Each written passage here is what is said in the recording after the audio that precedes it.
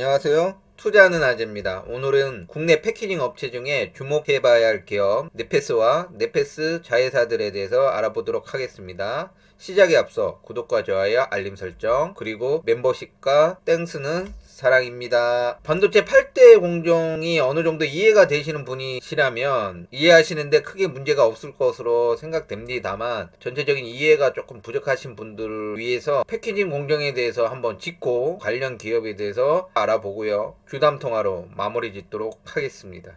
일단 패키징 공정은 반도체를 완벽한 제품으로 만들기 위한 마지막 공정입니다. 반도체를 외부 환경으로부터 보호할 뿐만 아니라 내부 열을 방출하기도 하고 정기적으로 연결해주는 그러한 공정입니다. 즉 직접 회로와 전자기기를 연결하고 고온, 고습, 화학약품, 진동, 그리고 충격 등의 회로를 보호하기 위한 공정으로 칩의 미세화가 한계에 봉착하면서 최근에 부각되고 있는 분야입니다. 파운드리 최강자 TSMC는 당시 패키징 신기술이었던 팬아웃 웨이퍼 레벨 패키징을 이용해서 애플의 물량을 두고 삼성전자와의 경쟁에서 승리를 할 수 있었습니다. TSMC가 팬아웃 웨이퍼 레벨 패키징으로 애플의 선택을 받기 전에는 패키징은 그렇게 주목받지 못하는 그러한 공정이었습니다. 선당 공정만 주목을 받았죠. 그렇다면 패키징의 프로세스, 패키징 공정의 진행 과정에 대해서 알아보도록 하겠습니다. 첫 번째 단계는 웨이퍼 절단입니다. 보이시는 이 격자무늬 라인을 스크라이브 라인이라고 부르고요. 그 스크라이브 라인을 따라서 아몬드 톱이나 레이저 강선 등을 이용해서 절단하는 과정입니다. 요새는 톱보다는 레이저로 많이 활용을 하고요. 톱이 아무래도 물리적인 단면적이 매끈하지 않게 나오기 때문에 레이저를 최근에는 좀 많이 이용합니다. 절단하는 것을 다이싱 그리고 소싱이라고 얘기를 합니다. 이렇게 잘라준 칩들은 다이 이렇게 얘기를 하죠. 두 번째 단계는 칩을 접착하는 단계인데요. 이 리드 프레임이 화면에 보이지만 이 리드 프레임 뿐만 아니라 PCB에 이렇게 접착하는 과정입니다. 이 공정은 칩과 외부 회로 간의 전기 신호를 전달하고 외부 환경으로부터 칩을 보호해주기 위한 이런 골격 역할을 해줍니다. 그리고 그 다음 단계로는 금선을 연결합니다. 금선을 연결에는 전통적인 와이어 방식과 최근에 플립칩 방식 그리고 플립칩 방식의 단점을 보완한 TSV 요렇게 방식이 있는데 와이어 본딩은 말 그대로 와이어를 이용해서 연결을 해주는 겁니다. 여기 보시면 이렇게 선이 보이시죠? 그 와이어를 이용해서 칩들을 연결을 해주는 거죠. 여기도 나오지만 PCB 또는 리드 프레임 캐리어라고 하는 거에 연결을 해주는 겁니다.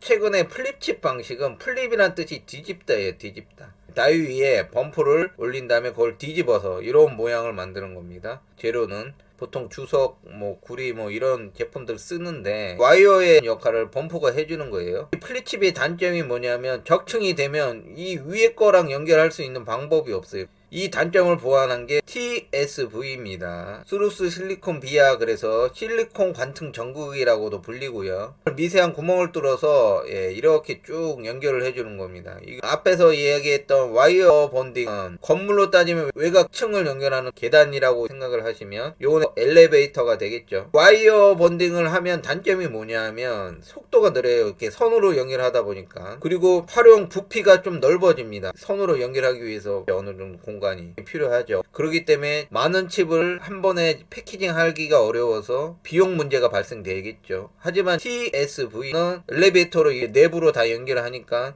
공간의 활용도 좋고 한 번에 패키징 할 수 있는 칩의 개수가 늘어나겠죠. 그리고 기능적인 부분에서도 속도가 빠르고 굉장히 용이합니다. 앞에서 말했다시피 플립칩은 한 층밖에 안 돼요. 요새는 많이 적층을 하기 때문에 이런 적층된 층끼리 연결하는 방식을 TSV 본딩이라고 생각하시면 됩니다. 다음 네 번째로는 성형 공정입니다. 이 성형 공정은 열, 습기, 물리적 환경으로부터 반도체를 보호하기 위해서 화학 수지로 밀봉하는 단계입니다. 우리가 흔히 보는 그러한 반도체의 모습이 됩니다. 칩이 성형까지 끝났으면 마지막으로 테스트를 하게 됩니다. 최종 불량 유무를 선별하는 단계로 이러한 테스트기에 놓고 다양한 조건의 전압 그리고 전기 신호, 온도, 습도를 이렇게 가해 갖고 제품이 기능적으로 잘 작동을 하는지 확인하는 단계입니다. 이 테스트는 완제품의 형태로 마지막으로 하는 테스트라 그래서 파이널 테스트라고 불리고요. 과거에는 그냥 테스트 영역에서 끝이 났는데 현재는 데이터들을 수집해서 피드백을 하게 됩니다. 이제 점차 수율을 높이는데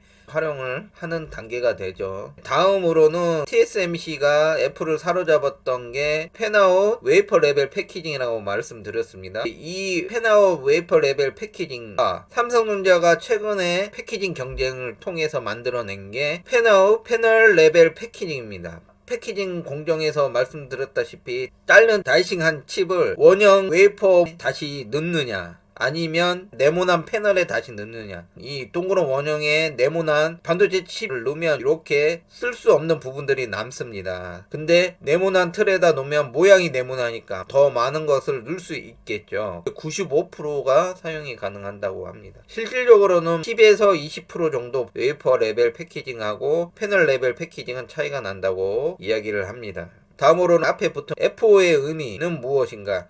예, 팬인, 팬아웃. 반도체의 그림을 보셨다시피 볼이 칩 다이 안쪽에 들어가 있느냐, 칩 밖에도 있느냐 이렇게 됩니다. 뭐가 차이냐? 팬아웃은 칩의 크기에 비해서 볼 개수가 많이 할 수 있어요. 그리고 칩이 미세화되면서 팬으로는 한계점이 보였습니다. 이러한 볼들도 반도체 칩의 미세화에 따라서 같이 작아지던가 해야 되는 그런 한계점이 보였습니다. 지금 요만한 칩 다이가 줄어들었을 때 팬아웃은 볼의 개수는 똑같아지죠. 이 볼이 하는 역할이 반도체 칩하고 정기적인 연결이 원활하게 이동 통로 역할을 해주는 것이죠. 그렇기 때문에 이 볼의 개수가 줄어들거나 크기가 작아지는 문제가 발생됩니다. 그렇기 때문에 최신 패키징에서는 팬아웃을 쓴다고 생각하시면 돼요. 아직까지는 팬아웃 웨이퍼 레벨 패키징이 많아요. 그리고 국내에 네페스를 제외한 다른 패키징 업체들도 팬아웃 웨이퍼 레벨 패키징이 가능한 거지 팬아웃 패널 레벨 패키징이 가능한 기업은 네페스 자회사인 네페스 라웨 그리고 네페스 하임 요 정도가 팬아웃 패널 레벨 패키징이 가능한 그런 기업입니다.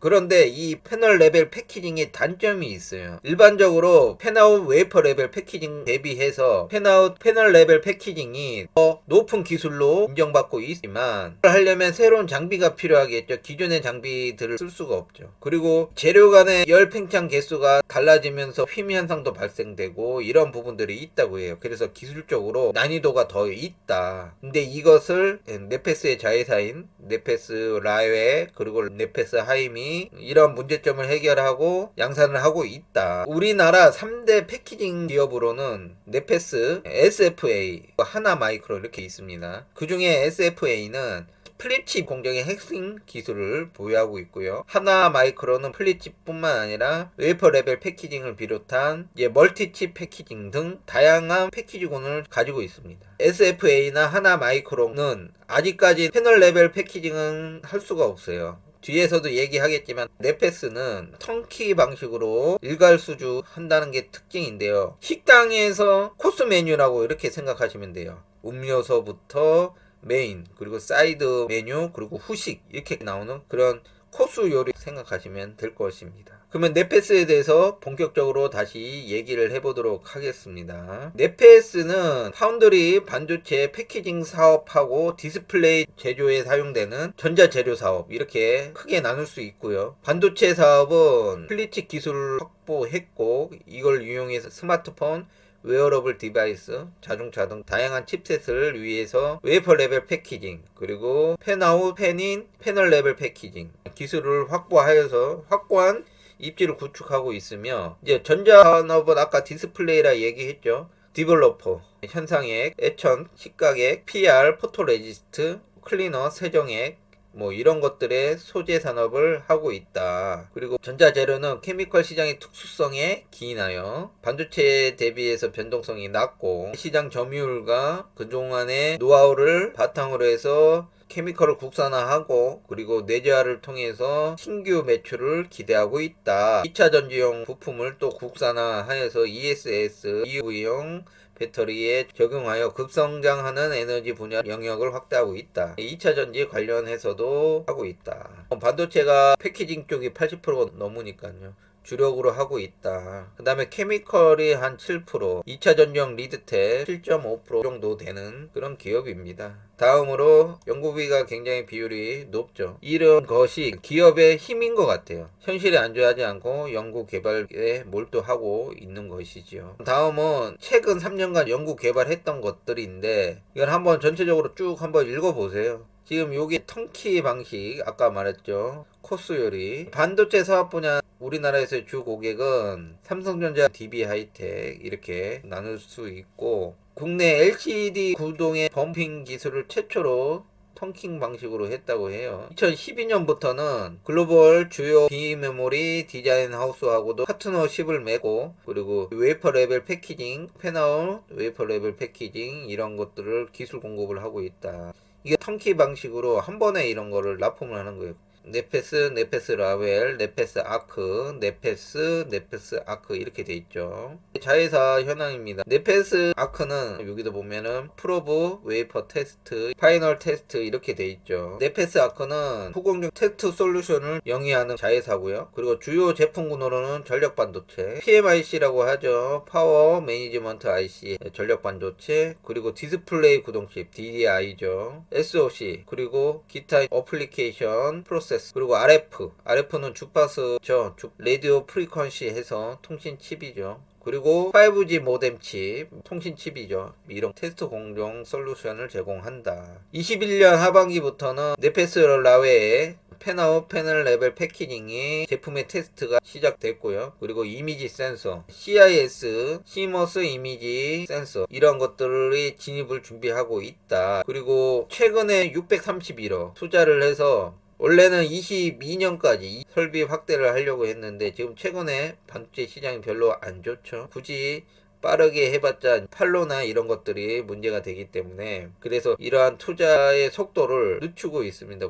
주요 경영진은 이병구 대표이사님 그리고 이창호 대표이사님 계신데, 이병구 대표이사님은 전 LG 반도체, 그리고 이창호 대표이사님은 네페스 상무를 역임하신 분이죠. 그리고 네페스 아코는 네페스의 자회사 중에 보시는 바와 같이 유일한 상장사죠. 다음으로는 네페스 라웨에 대해서 알아보면요. 2020년 2월 1일 네페스의 팬아웃 패널 레벨 패키징 사업 부분이 물적 분할하여 설립한 분할 신설 회사입니다. 네페스 라웨의 자회사가 있어요. 네페스 하임. 이 네페스 라웨하고 네페스 하임이 사업 분야가 큰 차이는 없지만 팬아웃 패널 레벨 패키징에서 스퀘어형하고 라운드형 이렇게 나누는데, 사각 모양의 스퀘어 팬아웃 패널 레벨 패키징을 라웨가 하고요. 하임은 라운드형을 한다. 다음으로는 주담 통화입니다. 주담 통화도 앞에서 얘기했던 부분들이 다 나와 있으니까요. 한번 확대해서 이렇게 봐보세요. 투자의 관점에서 보면 네페스는 국내 3대 패키징 업체 중에 유일하게 하이 레벨 패키징 비중이 제일 높은 기업으로서 앞으로 성장성이 굉장히 기대가 되는 기업입니다. 그리고 네페스 아크의 신설 공장이 완료가 되면 캐파도 확충이 되기 때문에 매출도 늘 것으로 기대가 돼요. 매출은 계속 늘고 있습니다. 적자가 있는 것은 투자 비용 공격적으로 시설 캐파 확충을 하기 때문에 이런 것들이 나타난 것으로 보이고요. 그렇기 때문에 지금 벌크업 중이다. 저는 개인적으로 완전히 쌀 때 사는 편이라서 지금은 관심을 가지고 지켜보고 있는 상황입니다. 오늘의 이야기는 여기까지였습니다. 구독과 좋아요, 알림 설정, 그리고 여유가 되시면 멤버십과 땡스 부탁드립니다. 감사합니다.